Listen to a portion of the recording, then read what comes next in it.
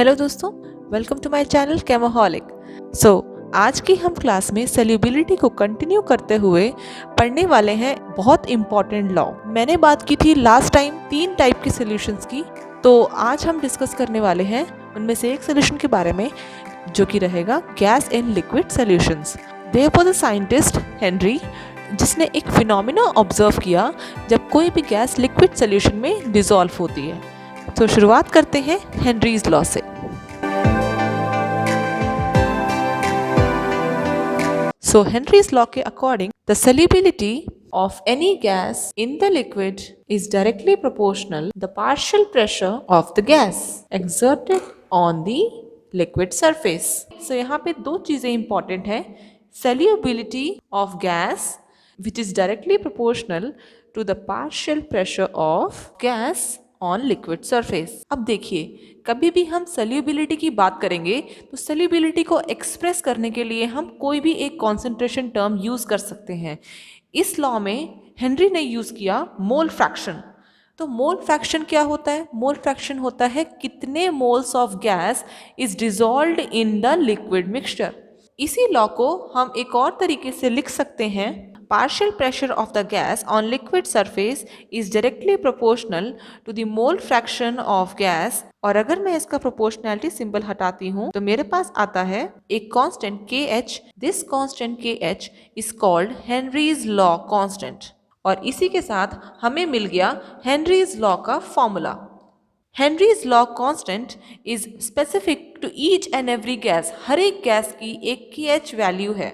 ये KH एक fix temperature पे फिक्स रहता है, बट अगर मैं टेम्परेचर को बढ़ाऊं तो KH की वैल्यू भी इंक्रीज करेगी। या फिर मैं ये कह सकती हूं कि KH is directly proportional to temperature. अब अगर मैं इस फॉर्मूले को ध्यान से देखूं तो मुझे मिलती है एक स्ट्रेट लाइन की equation y is equal to mx plus c।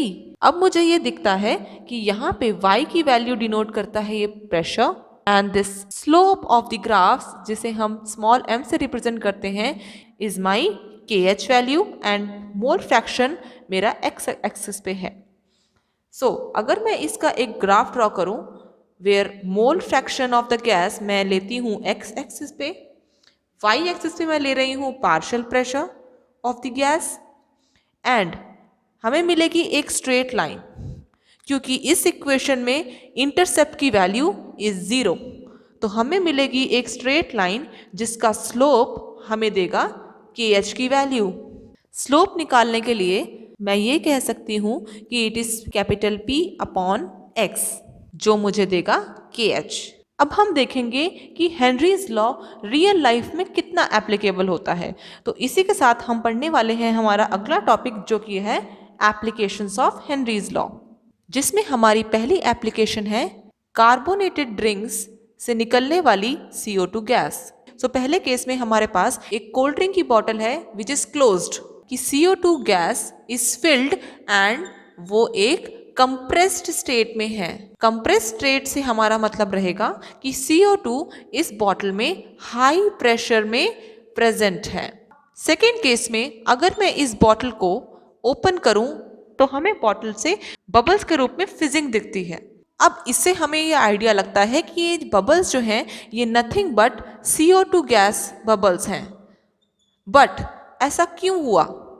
तो इसका रीजन है, जैसे ही हमने हेनरीज लॉ में पढ़ा है कि solubility is directly proportional to the partial pressure of the gas.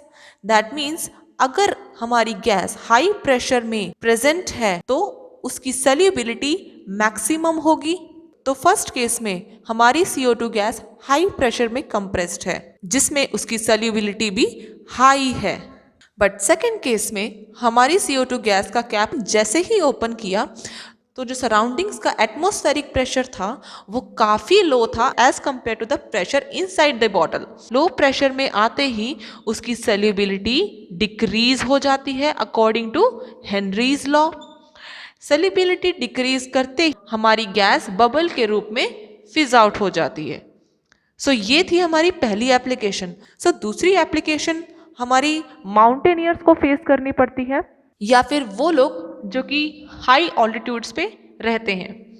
तो हम ये देखते हैं हाई ऑल्टीट्यूड्स पे ऑक्सीजन गैस प्रेशर लो रहता है, जिसकी वजह से ऑक्सीजन गैस की सल्यूबिलिटी भी कम होती है according to Henry's law.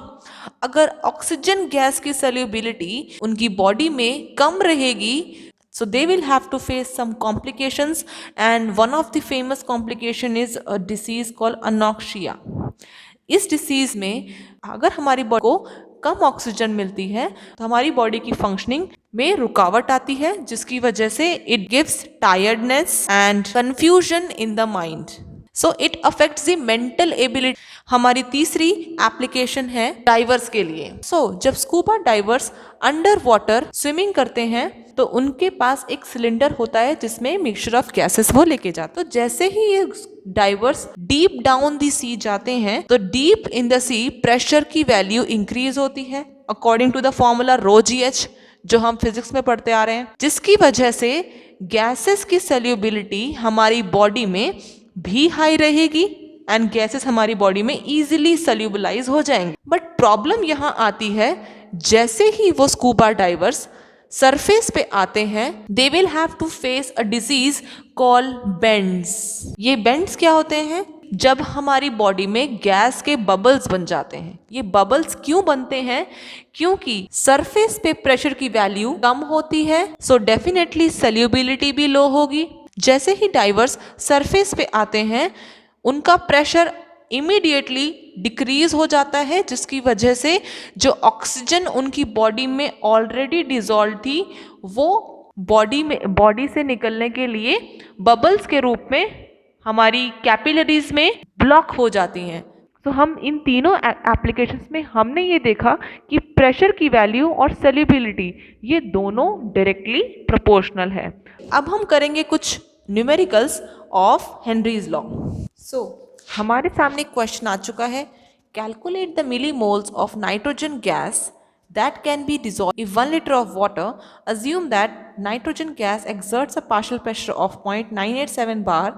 KH दिया गया है N2 गैस का which is 76.48। तो गिवन वैल्यूज हमारे सामने हैं, प्रेशर हमारे सामने है 0.987 बार, KH की वैल्यू हमें गिवन है which is 76.48 किलो बार। तो इसे हम कन्वर्ट करेंगे बार में, तो 10⁻³ से मल्टीप्लाई करते हुए हमें निकालने हैं मोल्स ऑफ N2। हमें पता है Henry's law E is equal to KH mole fraction of N2। अगर ये मोल फ्रैक्शन है तो हमें पता होना चाहिए कि हमें मोल्स निकालने हैं, तो ये इसी मोल फ्रैक्शन से निकलने वाले हैं। फॉर्मूले में पुट करेंगे सारी वैल्यूज। इसको हम ओपन कर लेते हैं, तो हमारे पास मोल फ्रैक्शन को अगर हम ओपन करेंगे तो हमारे पास आएगा N2 और ये मिक्सचर है वाटर का, तो ये सेकेंड मोल्स होंगे हमारे वाटर के।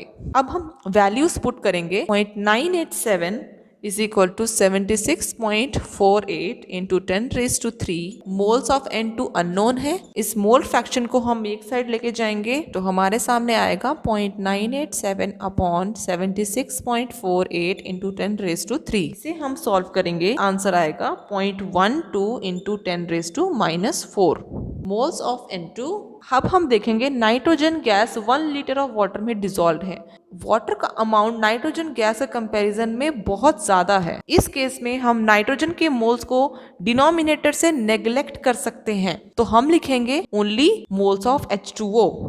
Moles of H2O into 1.2 into 10⁻⁻5।